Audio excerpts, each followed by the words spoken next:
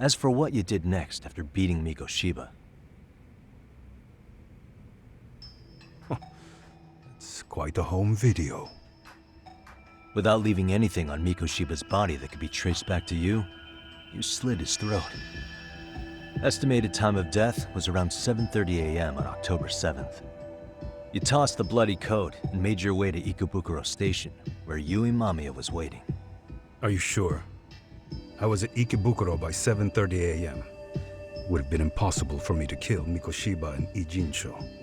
The person in the security camera footage in Ikebukuro was a double who imitated your likeness. The identity of whom belonged to Jin Kawana, the handyman in Ijincho. Or maybe you know him by a different name. Former high school teacher Yu Kitakata. So which name did he give you? I don't know who you're talking about.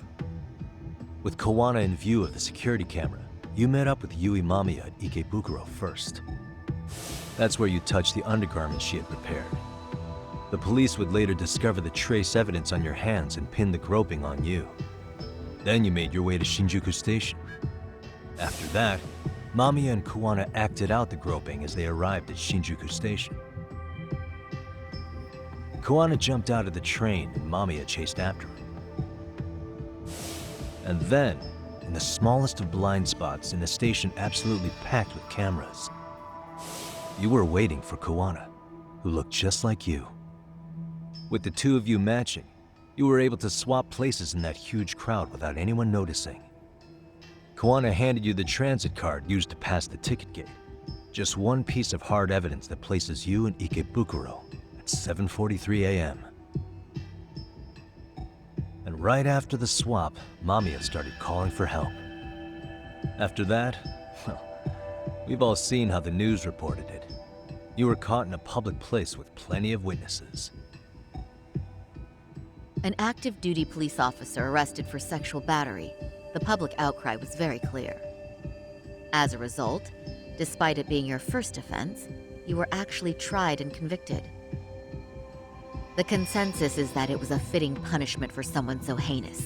Even as your lawyer, I felt the same. Have some confidence in yourself, Shirosaki-sensei.